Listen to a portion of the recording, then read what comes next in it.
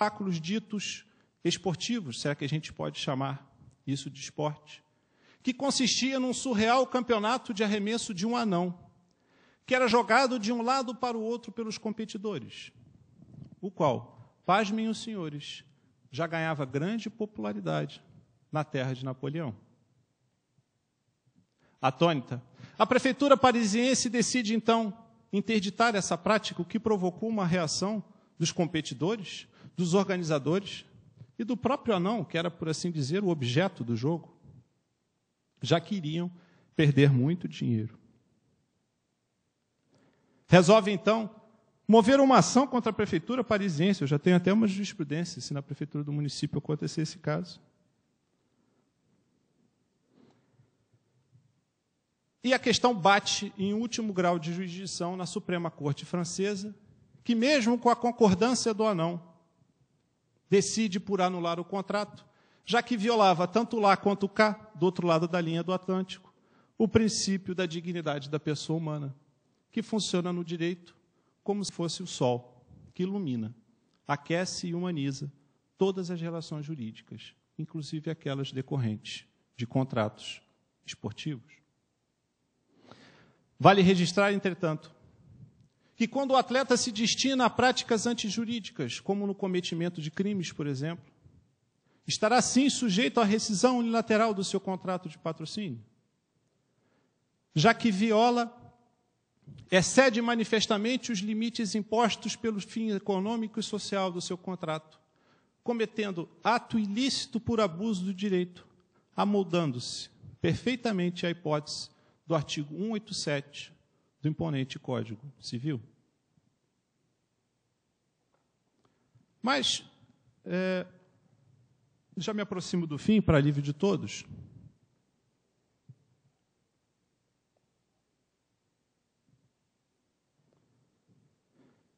Em que vou falar, então, da alma de todo espetáculo desportivo, como houvera dito, que é o torcedor, sendo que, para fins jurídicos, a principal implicação que nós temos em relação ao torcedor é que ele foi, já há quase uma década, erigido à condição de autêntico consumidor de espetáculos desportivos, sendo-lhe aplicado, simultaneamente, Estatuto do Torcedor e Código do Consumidor.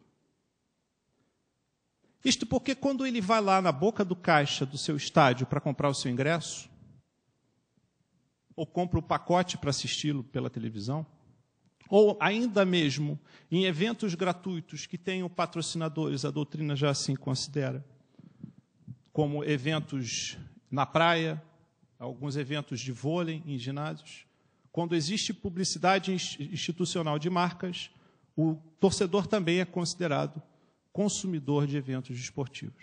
Em todas essas hipóteses, ele está celebrando com o organizador um contrato atípico que ainda não temos em nosso país, regulamentado pela nossa legislação, que é o contrato de exibição de espetáculo desportivo. E essa obrigação, basicamente, esse contrato possui, basicamente, 3 obrigações para cada uma das partes. Para o torcedor, ele tem o dever de adquirir o preço do seu ingresso, ocupar o local correspondente na tribuna e se comportar de acordo com os usos e costumes da modalidade desportiva em questão. O que vai variar entre assistir uma partida de tênis ou a presenciar um evento de boxe, por exemplo, de vale tudo. Não dá, por exemplo, para nós impedirmos que se rendam aquelas conhecidas homenagens, quase sempre injustas, no campo de futebol, às genitoras dos árbitros, quando eles deixem, por exemplo, de marcar um pênalti a favor da nossa equipe. Mas só que o nosso legislador procurou estabelecer um padrão comum de comportamento a todos os eventos desportivos, na recentíssima atualização do Estatuto do Torcedor, que eu acho que não tem nem 2 meses ou 3. Né? E lá estão, basicamente, as condições de acesso e permanência do torcedor no recinto desportivo. Nada mais são do que normas que regulam essa relação contratual entre organizador e torcedor. estar na posse de ingresso válido, não portar objetos ou bebidas que possam, proibidas ou que permitam a prática de atos de violência, consentir com sua revista pessoal.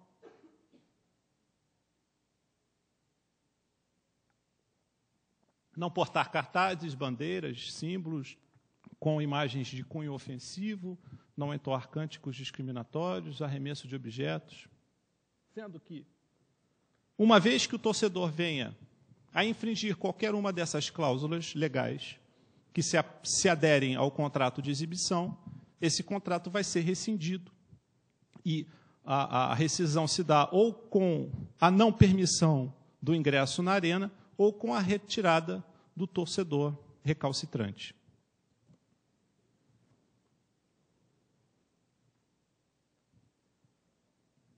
No que concerne às obrigações do organizador, que são muito mais pesadas, até porque é ele quem ofere os lucros dessa atividade, nós temos basicamente 3 também, né? Que é o de exibir um espetáculo desportivo, garantir a segurança dos torcedores e assegurar a qualidade e a eficiência do serviço prestado. No que concerne a obrigação de segurança, a lei é absolutamente simples e transparente. O Estatuto do Torcedor diz expressamente que a responsabilidade é objetiva, o que significa dizer que a obrigação de segurança é de resultado. O organizador responderá, mesmo que tenha tomado todas as medidas preventivas para reprimir a violência dentro de uma arena desportiva. E o critério do legislador foi simples. Aqueles que se beneficiem da atividade econômica irão suportar os prejuízos eventuais dela decorrentes. As únicas hipóteses de exclusão de responsabilidade do organizador, todos nós que estudamos aí direito civil sabemos, são 2. Né? Em caso de responsabilidade objetiva, culpa exclusiva da vítima, ou casos de força maior. Nós tivemos já alguns casos de pessoas que atravessaram a pista de uma corrida de Stock Car, acabaram sendo vitimadas mortalmente. Né?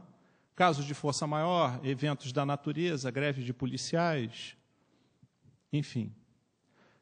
Mas existe um outro tema relacionado à força maior, extremamente discutível. Nós temos várias questões dessas, inclusive aqui no Tribunal de Justiça, já em segunda instância, que é a questão das torcidas organizadas.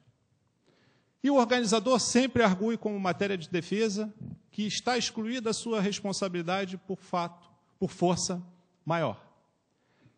Então, outro tema para meditação. É possível nós considerarmos como força maior o evento provocado, os danos provocados pelas torcidas organizadas? E a resposta, a meu sentir, é não. É não, porque um dos requisitos da força maior é precisamente o da imprevisibilidade do evento danoso, sendo que as estatísticas dos nossos órgãos de segurança demonstram a saciedade de que a maioria dos danos provocados decorrem de alguns desses pseudos torcedores. Portanto, é de inteiro conhecimento do organizador a potencialidade do dano a ser causado pelas torcidas organizadas, cabendo a este tomar todas as medidas preventivas restritivas de acesso do torcedor ao estádio. Só que as medidas restritivas, tanto é que a CBF recentemente já estabeleceu a proibição de bebidas alcoólicas nos estádios, como uma forma de prevenção da violência, podendo o organizador tomar outras medidas que entenda cabíveis, só que essas medidas têm que ter alguma relação de pertinência.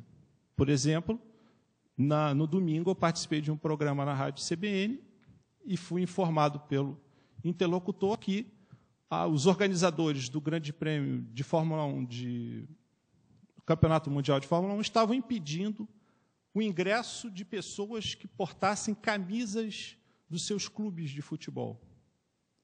Né? Quer dizer, você tem que ter alguma relação de pertinência. Se for algum clube que estiver caindo para a segunda divisão, até é interessante, né? Para não pegar mal. Mas a restrição do Estatuto do Torcedor são claras em relação ao ingresso. Daqui a pouco, a pessoa não pode usar esta ou aquela vestimenta. E é este o cuidado que Prefeitura, Governo Federal e Governo do Estado hão de tomar quando são organizadores também do evento, já que tem que tomar medidas não apenas para viabilizar a realização de uma competição, mas também na condição de organizadores do evento.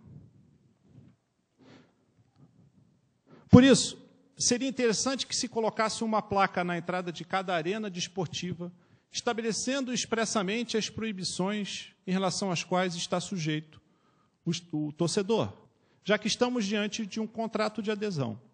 Ou o torcedor aceita as cláusulas desse contrato, ou não deverá sequer adquirir o preço do seu ingresso. O último dever do organizador, este é o mais delicado, consiste naquilo que disse, em assegurar a qualidade dos serviços prestados. E isso não é fruto da minha imaginação fértil. Isso está devidamente lá no artigo 20 do Código de Defesa do Consumidor, na medida em que aplicamos conjuntamente Estatuto do Torcedor e Código do Consumidor a essas relações de consumo, nós temos que observar na íntegra o Código do Consumidor.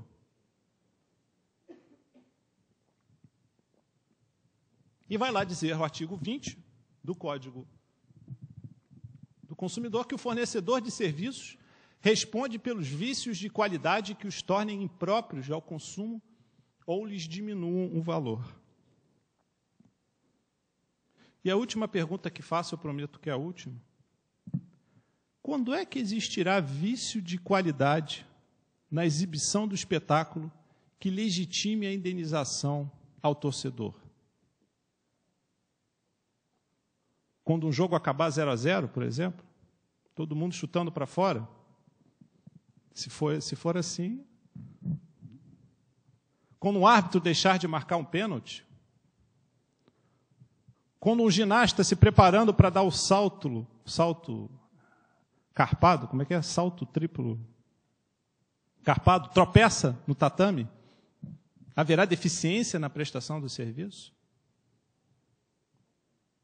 Quando um time cair para a segunda divisão, imaginem os senhores se, e me incluem, infelizmente, nessa lista, dos já rebaixados, vascaínos, tricolores, botafoguenses, poderiam ajuizar uma ação contra seus clubes por terem ingressado na segunda divisão, alguns até na terceira? O que é deficiência na prestação de serviço? Aqui a obrigação, diferentemente da obrigação de segurança, é uma obrigação de meio. Lá é uma obrigação de resultado. O organizador se compromete a deixar incólume a integridade física do seu torcedor. Aqui é de meio, ele se compromete a prestar o serviço em que os competidores se comprometem também a buscar pela vitória e seguir regras éticas, de padrão ético, normas de boa conduta, normas essas gerais emanadas do esporte. Se não houver essa tentativa pela busca da vitória, ou se houver uma violação grave a esses princípios éticos, aí sim é que haverá deficiência na prestação do serviço. Portanto, haverá deficiência na exibição do espetáculo, por exemplo, quando uma equipe perder de propósito, para obter uma melhor colocação na próxima fase? Quando um árbitro for corrompido, por exemplo? Ou quando um piloto arremessa o seu carro contra um muro de proteção para provocar um acidente ilegítimo, um falso acidente, apenas para beneficiar o seu companheiro de escuderia? Em todos esses casos, aí sim haverá deficiência na prestação do serviço e caberá reparação, já que se trata de uma farsa que não se coaduna com a essência do esporte. E é aqui, portanto, que chegamos ao coração do espetáculo desportivo, o que diferencia de qualquer outro espetáculo, já que a incerteza do desfecho da disputa há de estar presente também no espírito dos participantes, o que é completamente diferente entre assistirmos a uma peça teatral, por exemplo, em que todo o script da competição é sabido de cor e salteado pelos atores do espetáculo. E, já que falei em script, eu gostaria de me despedir, esperando que nossas autoridades desempenhem bem o seu papel, pois tão importante quanto ganharmos uma medalha de ouro nos quadras, campos, ginásios e piscinas, é também sairmos campeões numa competição que não teremos a cada 4 anos em nosso país. A de organizarmos bem os mega eventos que se aproximam. Mas tenho absoluta certeza de que isso irá acontecer, pois, parafraseando o mestre Câmara Cascudo, o melhor do Brasil é o brasileiro. Obrigado.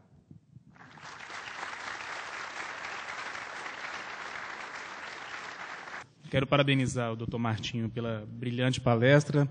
Nós sabemos que o Dr. Martinho é um dos principais idealizadores deste evento. Já há alguns meses ele nos procurou no Ministério do Esporte para convidar, pedir colaboração na realização do evento, e pela sua palestra nós já visualizamos o quão importante e maravilhoso será este seminário, este primeiro congresso que se realiza aqui na cidade do Rio de Janeiro sobre direito esportivo. Meus parabéns e a contribuição mesmo para nós do Ministério do Esporte, que estamos envolvidos nesse tema enorme.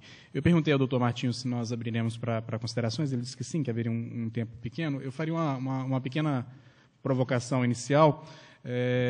A consultoria jurídica do Ministério do Esporte, onde eu me situo profissionalmente, ela tem uma dupla função. Ela tem um assessoramento direto ao ministro do Esporte, às demais autoridades ministeriais, no mesmo sentido que a Procuradoria-Geral do município aqui auxilia o gabinete do prefeito, os secretários, nos seus encargos jurídicos, não é? Como também a consultoria jurídica do Ministério do Esporte se encarrega por toda a coordenação do trabalho referente à confecção dos anteprojetos de normas, as leis, os decretos, as portarias que serão encaminhadas ou assinadas diretamente pelo ministro do Esporte.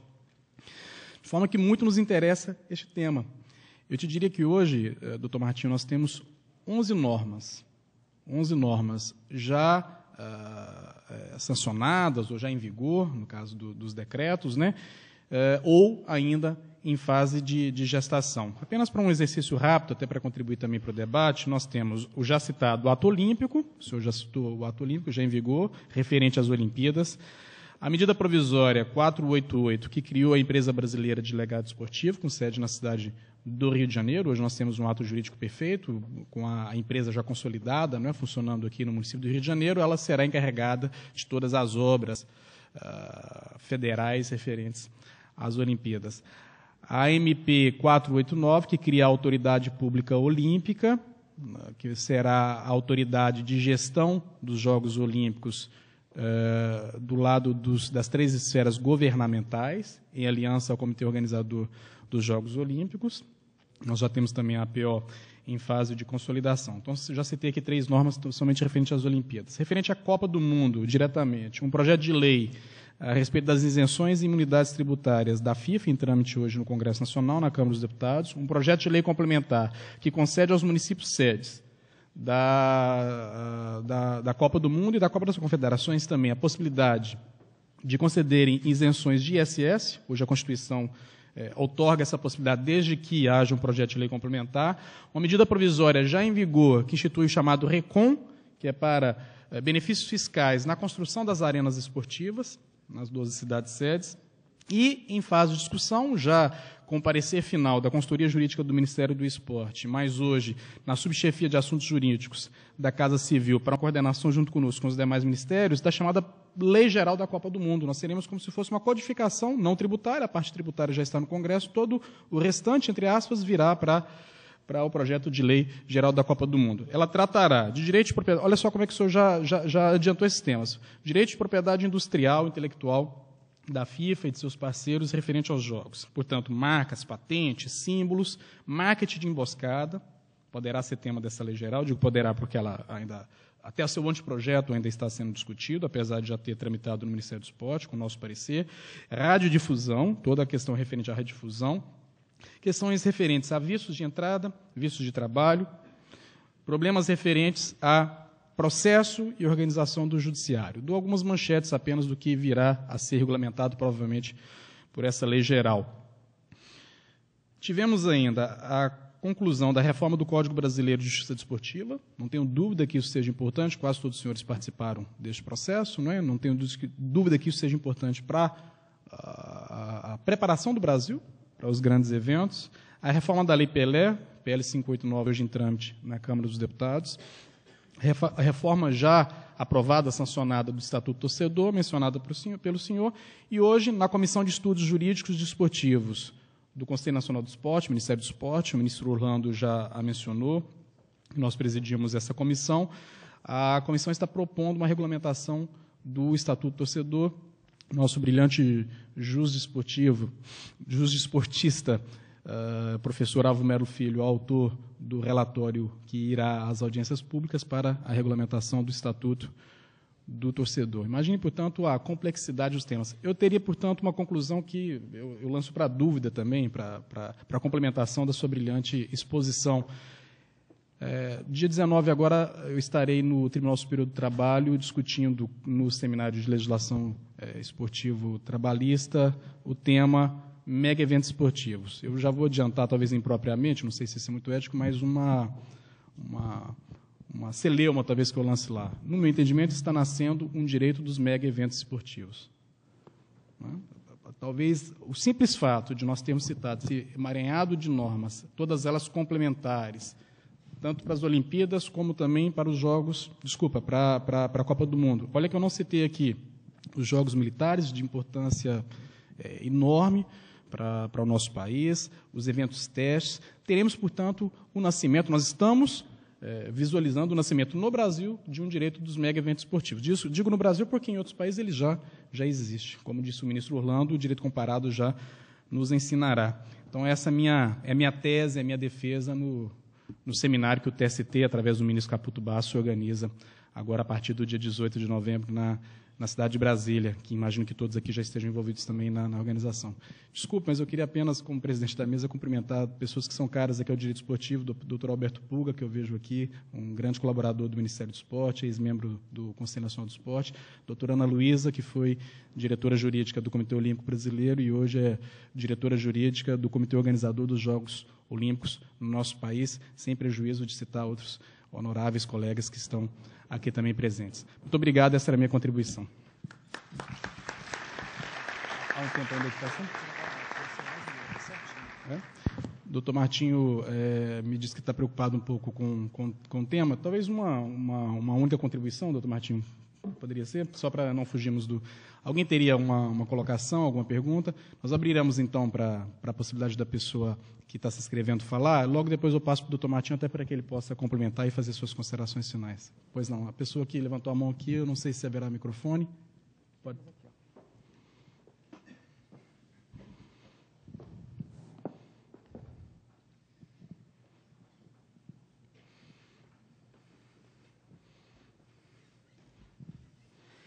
Bom dia. Eu gostaria de parabenizar o doutor Martinho pelo evento e pela bela palestra. E fiquei com uma dúvida. Eu me chamo Marta Rocha, eu sou advogada na área e professora universitária.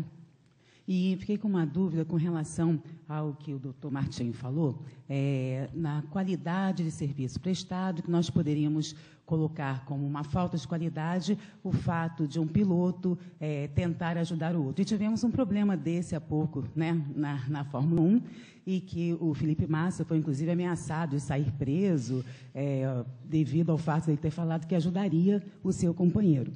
A minha pergunta é a seguinte, doutor.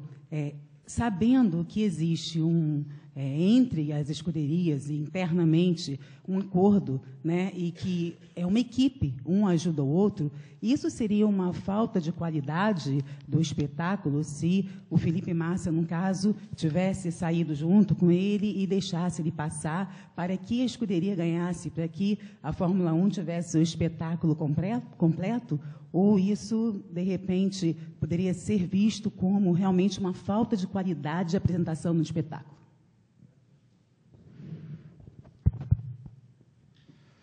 Olha, eu acho que há duas questões a se considerar. Essa celeuma envolvendo aí a passagem do companheiro de equipe, surgiu mais por uma questão criminal, eu vou chegar lá. Mas a questão que me parece essencial é a seguinte: as pessoas estão lá para assistirem uma disputa, né? Eu ainda peguei muito, né? Direção de Ayrton Senna e Alain Prost, que foram os maiores espetáculos que eu me lembro de disputas esportivas, e eles eram da mesma escuderia, e eu acho que todo mundo se lembra daquele famoso momento em que Prost joga Senna para fora da pista. Aquilo ali foi um evento marcante. Eu acho que ninguém vai se lembrar quando é que A, B ou C deixou o seu colega de escuderia passar na frente dele. Então, eu acho que a prestação, se você for assistir um espetáculo de telequete, por exemplo, você sabe que aquilo ali é um espetáculo, enfim, mais humorístico do que uma verdadeira luta, né? Eu, quando adquiro o meu preço de ingresso para assistir uma competição de automobilismo, eu quero ver uma ultrapassagem de verdade, né? Se eu for para fazer uma ultrapassagem de brincadeirinha, eu brinco com a minha filha no computador. Agora, há uma diferença muito grande, e aí também vai uma distância muito grande, da questão criminal. Existe um dispositivo que eu estava imaginando que não ia demorar muito para causar celeuma, que é o 41A, eu acho, do Estatuto Torcedor, que diz que estabelece a pena de reclusão de 2 a 6 anos para quem fraudar por qualquer meio, me corrija, por qualquer meio ao resultado de uma competição. É pena de reclusão de 2 a 6 anos. O perigo que pode levar a isso é que toda infração desportiva vai representar uma infração criminal. Você vai ter que ter camburões na porta de arenas desportivas para recolher os desportistas, né? Os atletas.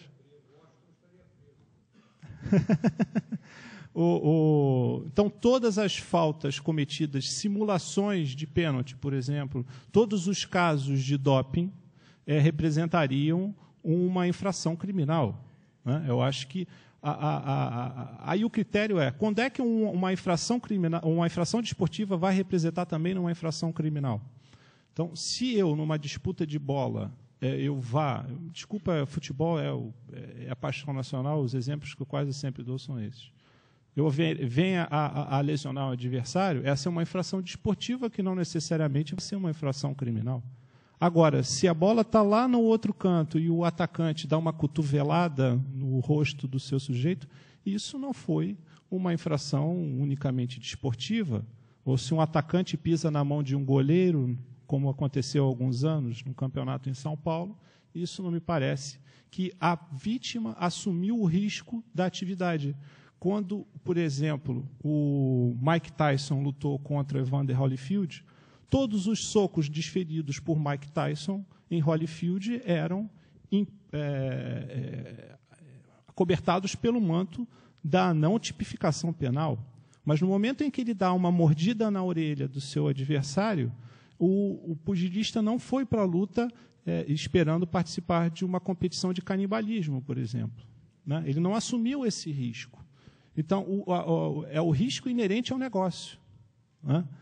A infração da regra desportiva ela tem que ser muito violenta para que aconteça uma violação criminal. Então, por exemplo, os casos de Argentina e Peru na Copa de 78, né?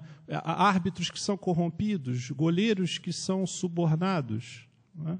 Aí sim você pode considerar isso como uma infração criminal.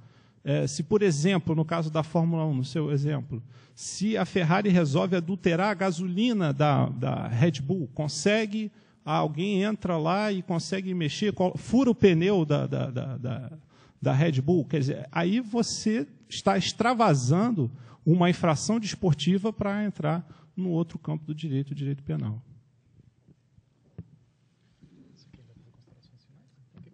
Bom, eu agradeço, portanto, mais uma vez, a brilhante e importantíssima palestra proferida pelo Dr. Martinho Neves, assim como também a Procuradoria-Geral do município do Rio de Janeiro, colocando o Ministério do Esporte à disposição de todos os senhores. Nós seremos parceiros da cidade do Rio de Janeiro durante toda essa década e continuaremos, claro, a ser no prosseguimento, mas principalmente até a organização dos Jogos Olímpicos, e colocamos, portanto, o Ministério do Esporte à disposição dos senhores. Muito obrigado pelo convite e pela presença dos senhores. Muito obrigado.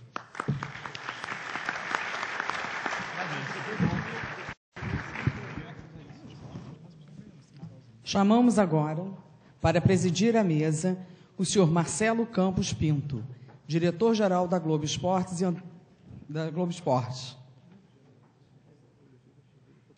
Desculpa. Para presidir a mesa será o senhor Álvaro Oliveira Filho, gerente nacional de esporte do Sistema Globo de Rádio.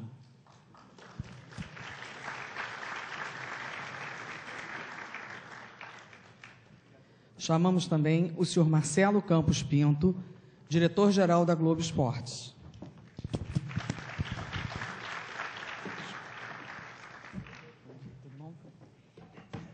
E o senhor Antônio Nascimento, editor do Jornal Globo.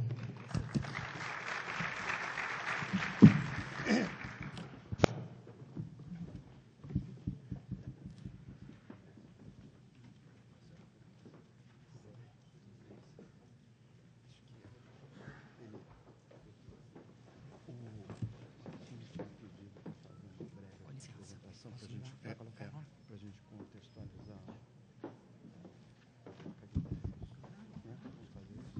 Como é que é fazer?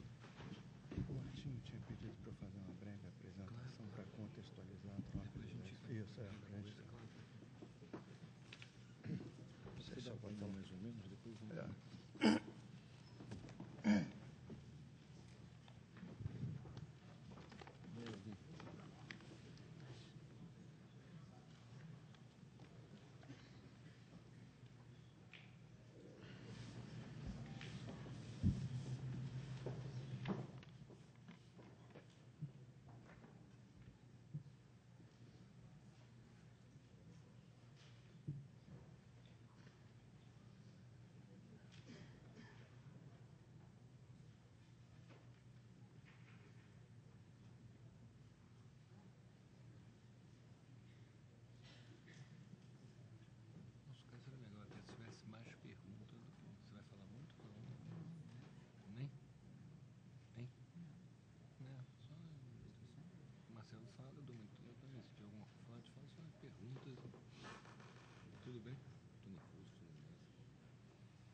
Prendeu o Washington. Eu já disse que o Corinthians ia ser campeão, porque eu falo ao contrário. Eu também.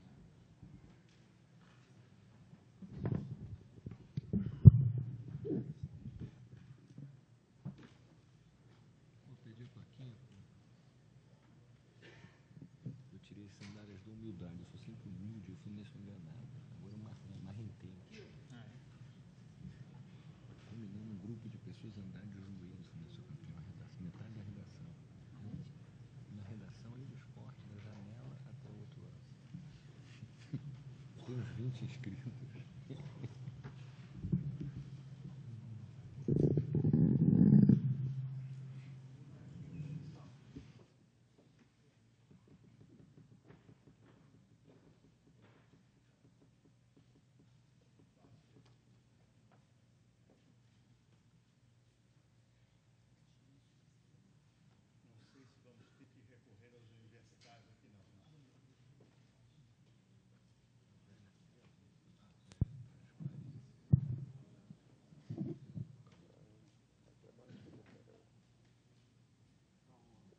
Vamos ver se está funcionando aqui, tá. Bom dia a todos. Eu gostaria inicialmente de agradecer o Dr. Martinho Neves Miranda pelo simpático convite que nos fez de hoje estarmos aqui para trocarmos uma ideia sobre contratos de mídia e marketing esportivo. Gostaria de parabenizar a Procuradoria-Geral do Município da cidade do Rio de Janeiro por essa bela iniciativa, pioneira iniciativa. Saudar todos os dirigentes esportivos e desportivos na pessoa do presidente da Federação de Futebol do Estado do Rio de Janeiro, meu prezado amigo, Dr. Rubens Lopes. Saudar todos os advogados e juristas da área desportiva, na pessoa do meu dileto amigo, professor Álvaro de Melo Filho. Bom, inicialmente eu gostaria de prestar um esclarecimento, quer dizer, a Globo Esportes, a área da Rede Globo de televisão que eu dirijo, ela nada tem a ver com o programa Globo Esporte, que é exibido de segunda a sexta-feira na Rede Globo de televisão, nós temos uma área denominada Globo Esporte, foi criada em 1999, e que tem por responsabilidade adquirir os principais direitos esportivos brasileiros e internacionais para que as empresas das organizações Globo, seja a Globosat, seja a TV Globo, o nosso site globoesporte.com ou esporttv.com, possam exibir e transmitir esses eventos esportivos. Temos ainda por função nos relacionarmos com o mundo esportivo nacional e internacional, FIFA, Comitê Olímpico Internacional, federações estaduais, a Confederação Brasileira de Futebol, os clubes, as entidades olímpicas, enfim. E nos envolvemos também na organização e debate dos calendários e das competições esportivas. Eu iniciei dizendo que o Rio de Janeiro é, hoje, indubitavelmente, a capital do esporte mundial. Estive, há 15 dias atrás, em Londres, convidado pela revista Economist a participar de um seminário anual que eles fazem, chamado Global Summit Sports, onde tive a oportunidade de constatar que os ingleses, ainda imbuídos daquele sentimento de colonizadores e detentores de grandes poderes comerciais, se auto-intitulavam como sendo os londrinos os privilegiados de terem Londres como a capital mundial dos esportes. Isso efetivamente não corresponde à realidade. Nós temos no Rio de Janeiro uma agenda extremamente excitante, por assim dizer. 2011, os Jogos Militares, que talvez as senhoras e os senhores não saibam, mas será o maior evento desportivo do mundo, porque irá congregar um número de países e de desportistas superior, inclusive, às Olimpíadas de Verão de 2016 e até de 2012 em Londres. 2013 temos na agenda a Copa das Confederações, promovida pela FIFA. 2014 a Copa do Mundo, tão esperada, né? Volta ao Brasil, após mais de 60 anos, né? A última edição foi em 1950, então teremos em 2014 exatos 64 anos. 2015 teremos a Copa América de Futebol, será realizada no Brasil, e, culminando esse ciclo virtuoso, as Olimpíadas de Verão de 2016 e também Paralímpicas. Dentro de uma ideia aqui que foi proposta pelo Dr. Martinho, nós vamos rapidamente tentar contextualizar o que depois gerará aqui uma troca de ideias com o presidente da mesa e os meus colegas de mesa, bem como com as senhoras e os senhores.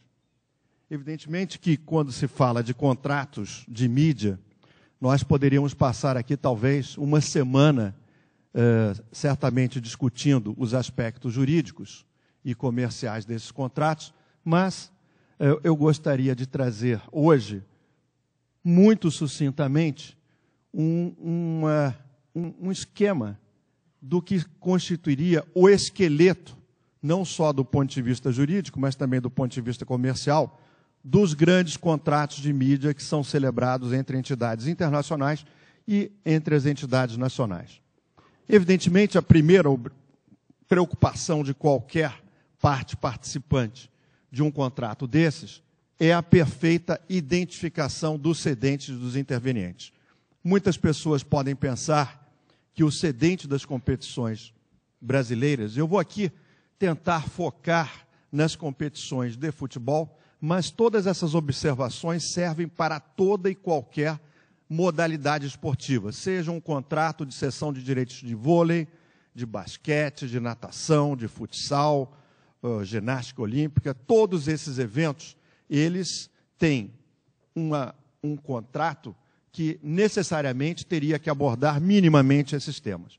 A primeira preocupação, evidentemente, é saber quem tem a capacidade de ceder os direitos. Como em todo contrato de qualquer natureza, há que se perquerir quais são as partes que devem necessariamente participar. E aqui, citando um artigo da Lei Pelé, é o artigo que o professor Álvaro pode dizer com muita propriedade, é aquele que estabelece o chamado direito de arena, né? O direito aí de ceder os direitos de transmissão. E no Brasil são as entidades participantes de cada evento que tem esse direito. No caso do futebol, cada clube tem o direito absoluto de ceder ou não os direitos de transmissão de qualquer evento do qual o clube participe. Muitas pessoas acham que às vezes é uma federação, uma confederação, mas não é. Via de regra, a federação ou a confederação participa do contrato como interveniente, porque, como foi amplamente explicado pelo Dr. Martinho, ela tem a função de organizadora do evento. Mas o cedente do direito, efetivamente, no caso do futebol, é o clube. E no caso de competições, como, por exemplo, a Liga de Vôlei, são aquelas entidades que disputam a competição, e não a Confederação Brasileira de Voleibol. No que diz respeito ao objeto, e respeitando o que estipula a Lei de Direitos Autorais, há que se ter uma preocupação com a exaustiva enumeração dos direitos a serem cedidos. Vou exemplificar. Há alguns anos atrás, a internet não existia como veículo de mídia, como veículo passível de levar a todo e qualquer consumidor, como bem acentuou o Dr. Martinho, a transmissão não só de determinados trechos de competições, bem como já hoje, em função da disseminação da banda larga, até da integridade do evento. Mas como ela não existia,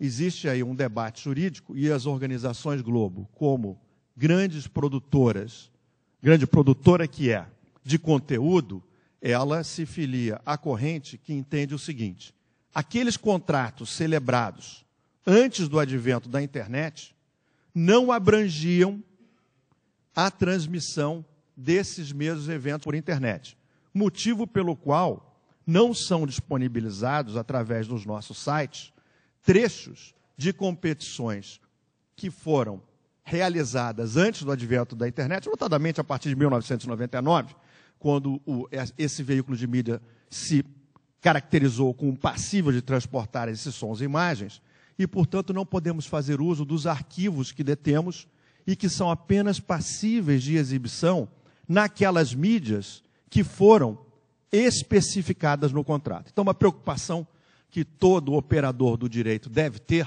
é aquele da descrição exaustiva dos direitos e também do tratamento que os organizadores devem dar aos não detentores de direitos. E aí isso, eu vou mencionar um pouco mais à frente, inclui uma série de coisas, e todos esses organizadores desses nossos mega eventos, que serão realizados aqui na cidade do Rio de Janeiro, de 2011 a 2016, deverão se preocupar. O nosso ilustre representante da área jurídica do Ministério do Esporte mencionou que tramitam alguns projetos de lei que vão, inclusive, tratar desse acesso aos locais das competições dos não detetores de direitos. Temos também a enumeração de uma série de permissões de uso, marcas, emblemas, hinos das entidades participantes do contrato, para que possa ser realizada uma perfeita cobertura e um enriquecimento da transmissão daquela competição. Demais cláusulas de prazo, muito importante. Há que também, quando da estipulação do prazo, se fazer uma previsão para o exercício de determinados direitos que excederão a vida do contrato, como, por exemplo, a exibição de imagens que ficarão em arquivos e pequenos trechos que poderão ser exibidos durante toda a vida, se assim for previsto no contrato. Preço e reajuste são cláusulas, evidentemente, normais em qualquer contrato. Uma estipulação específica que permita à entidade que adquire os direitos de participar da elaboração da tabela, não é verdade? Junto com a entidade organizadora, para que ela possa, então, usufruir dos direitos adquiridos de forma a propiciar uma boa comercialização do evento. Forma de uso dos direitos cedidos, há que se pensar em número de jogos, porque aqui temos que levar em consideração que, quando se fala de mídia lato sensu, temos que tratar das várias espécies de mídia. Então, eu enumeraria aqui televisão, num sentido que define o gênero, cujas espécies são a televisão aberta, que chega hoje a 59 milhões de domicílios e tem, portanto, a capacidade de atingir 140 milhões de brasileiros. A televisão fechada chega também, ao final de 2010, às residências de 8 milhões de brasileiros, portanto, uma capacidade bastante reduzida de alcançar 20 milhões de cidadãos, quando a televisão aberta alcança 140 milhões. A chamada transmissão por televisão fechada do pay-per-view, encerrando, portanto, as 3 espécies do gênero televisão, a transmissão via internet, a transmissão via telefone celular, que compreendem hoje os 3 grandes gêneros de veículos de mídia que se capacitaram a transmitir sons e imagens. Há uma preocupação também de estipular a permissão de se transmitir determinadas etapas ao vivo e indiferido, chamado videotape, estipulação de dias e horas, transmissões para a praça ou não ao vivo, etc.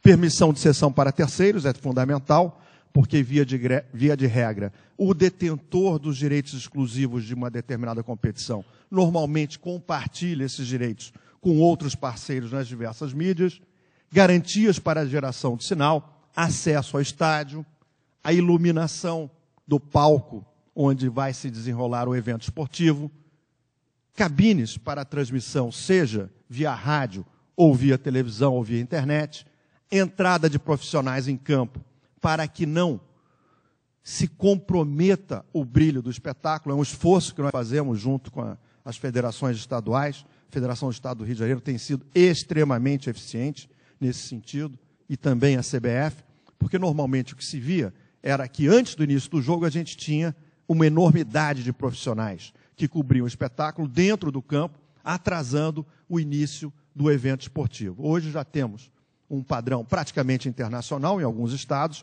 onde não se vê mais essa invasão de campo, nem antes do início do evento, bem como após o seu encerramento.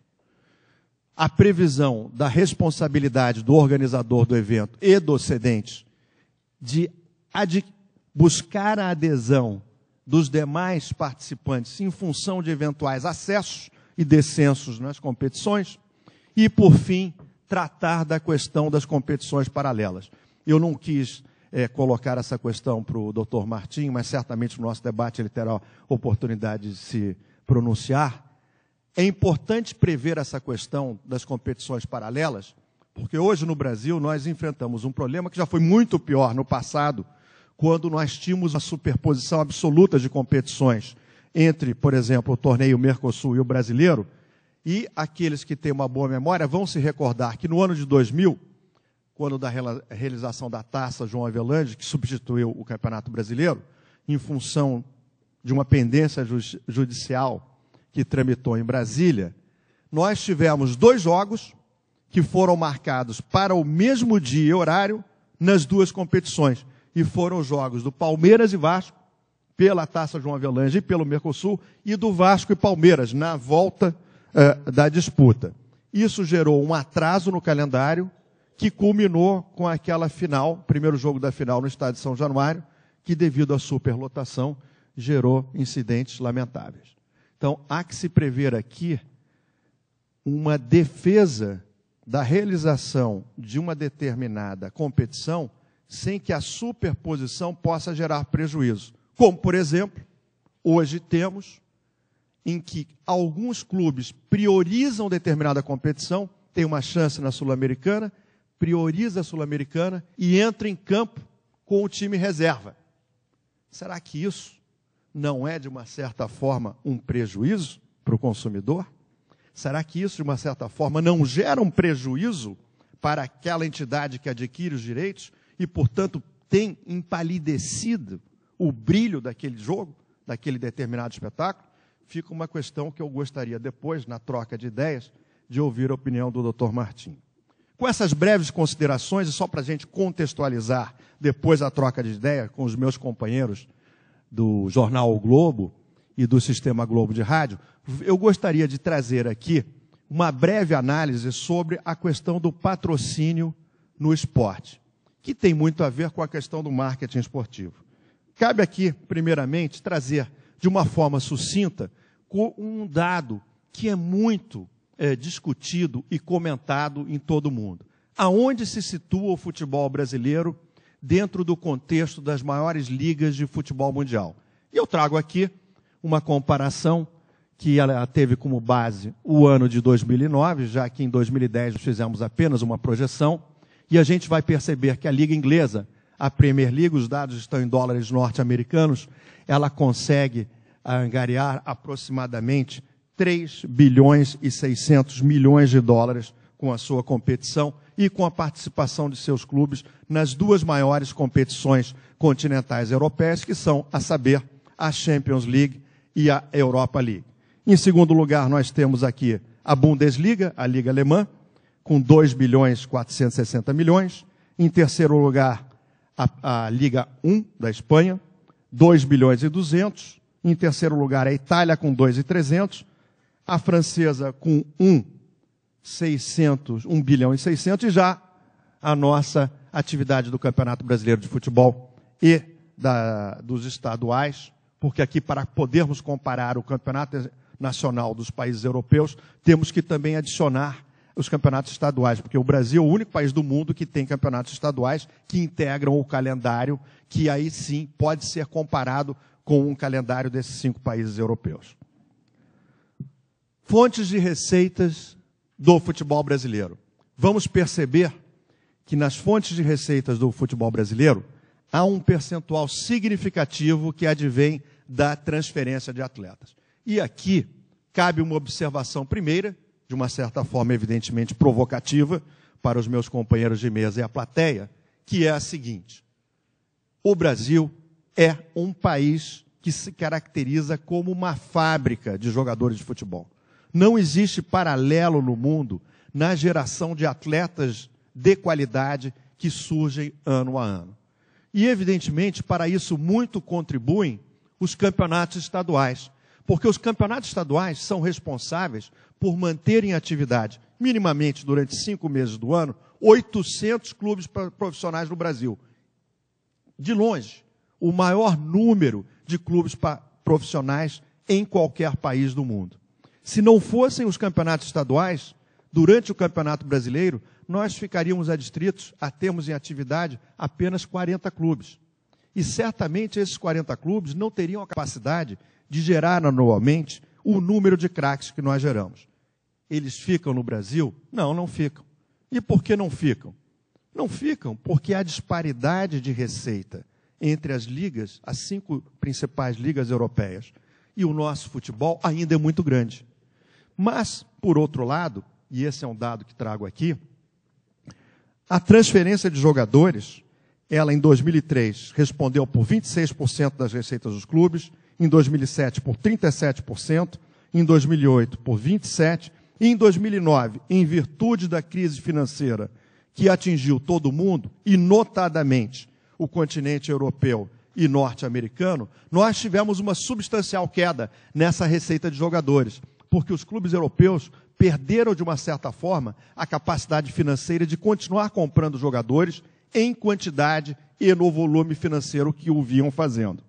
Já aí, a segunda receita mais significativa é a das cotas de televisão, que chegou a responder por 33% em 2003, hoje responde por 28%, porque houve um significativo crescimento das verbas de patrocínio, das chamadas atividades de marketing, as quais, nesse comparativo, nós poderíamos somar o que está em verde, 14% das receitas, que é patrocínio e publicidade, com outras receitas, porque infelizmente os clubes brasileiros não apresentam as suas demonstrações financeiras de uma forma compatível, que gere uma comparação entre balanços.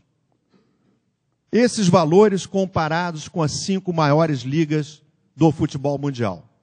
Temos lá em Inglaterra, Alemanha, Espanha, Itália, França e Brasil. Percebemos que para fazer essa comparação tivemos que subtrair os valores referentes à transferência de jogadores, porque os clubes europeus quase nada ou muito pouco geram na receita de jogadores, porque eles não cedem jogadores, eles são eminentemente compradores. Portanto, para que a comparação pudesse ser feita, suprimimos o percentual relativo à transferência de jogadores nos balanços dos clubes brasileiros e aí sim temos uma base de comparação. Percebe-se que bilheteria no Brasil, nós temos aqui um percentual de 16% nas receitas, enquanto que na Inglaterra é de 28,5%, na Alemanha é de 23%, na Espanha de 28%, na Itália 13% e na França 14%.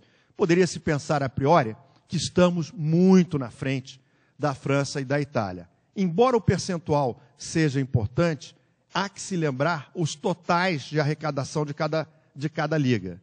E aí, um lembrete. O ingresso médio do Campeonato Brasileiro é R$ 17,00. O ingresso médio na Liga Inglesa é de 85 libras, ou algo em torno de $130. Né? R$ 17,00, ao câmbio de hoje, teríamos, assim, de uma forma generosa, $9 de média do ingresso no Campeonato Brasileiro. Na França, nós temos alguma coisa ao redor de 25 euros, e na Itália, alguma coisa ao redor de 45 euros. A televisão no Brasil responde por 34%, e os patrocínios por 17%, e outras receitas comerciais por 32%. No caso brasileiro, vamos ver que no item relativo a outras receitas e patrocínios, as demais ligas ainda têm uma vantagem em relação a nós. Um dado interessante, quanto é que, em termos de televisão fechada, o consumidor paga para ter acesso ao futebol. Estou fazendo essa comparação apenas no segmento de mídia televisão fechada, porque na Europa todos os eventos nacionais estão na televisão fechada. O Brasil é o único país do mundo do futebol que consegue um equilíbrio de exibição entre a televisão aberta, a televisão fechada e o pay-per-view. Vemos que aqui no Brasil, enquanto o consumidor paga $43 aproximadamente, na Itália temos que somar os 67 aí com 56, dá uma média aproximada de $60. Na Inglaterra, $96, na Alemanha, $65, na França, 43 e na Espanha, $21. Dado interessante que ninguém poderia pensar frente aos slides antes mostrados. O Campeonato Brasileiro de Futebol, em termos de valores arrecadados com a propaganda de placas nos campos, consegue arrecadar mais do que a liga mais rica do planeta, que é a Premier League. Enquanto a Premier League arrecada aproximadamente $43 milhões durante o seu campeonato, no Campeonato Brasileiro nós estamos arrecadando $57 milhões. Cabe, então, a pergunta, por que esse fenômeno, se a disparidade do potencial de investimento no futebol inglês é enorme quando comparada com o futebol brasileiro? Por um motivo muito simples. Como eu mencionei, as senhoras e os senhores, através da televisão aberta, nós alcançamos 140 milhões de brasileiros. O campeonato inglês não alcança mais do que 18 milhões de telespectadores. A televisão aberta, portanto, se transforma no Brasil como a maior e mais eficiente plataforma para que todos os clubes consigam gerar outras receitas de marketing, como, por exemplo, as receitas de placas. Dado interessante que ninguém poderia sonhar. Ainda em FUNSUL, nós, no Brasil, temos um valor, em 2010, de $174 milhões sendo investidos nas camisas desses 12 clubes. De novo, em função da exposição da TV aberta. Enquanto que na maior liga do planeta, esse valor é de $160 milhões. Aqui estão as maiores camisas do mundo. Em primeiro lugar, Real Madrid e Bayern de Munique, com $36 milhões. O Liverpool e o Manchester United, com 32. Nosso Corinthians vem em terceiro lugar com o Schalke 4 da Alemanha, com quase $29 milhões. Flamengo e Milan com 22. O São Paulo com 20. O Chelsea da Inglaterra com 19. O Fluminense com 18,7. Meu clube do coração. O Tottenham com 16. Manchester City com 15. O Santos com 14. O Internacional com 13. Palmeiras, Vasco e Juventus com 11 milhões.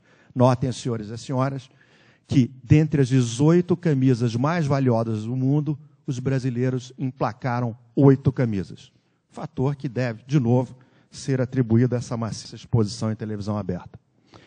A televisão aberta, a televisão fechada, os jornais, as revistas e a internet geram uma chamada mídia recorrente durante todo o ano, exibindo gols, melhores momentos, as fotografias no jornal, nas revistas. O que isso representa de exposição para os clubes de futebol e que muito contribui para aqueles valores de camisa.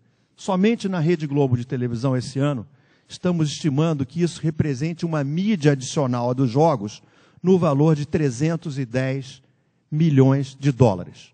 E quando computada toda a mídia, rádio, jornal, rádio, revista, televisão, internet, chegamos ao valor de 521 milhões de dólares em 2009 e chegaremos em 2010 a 500 milhões de dólares. Ou seja, só a Rede Globo de televisão, dos 500 milhões de dólares, contribui com 310 milhões de dólares de exposição adicional aos clubes brasileiros, além dos 90 minutos transmitidos.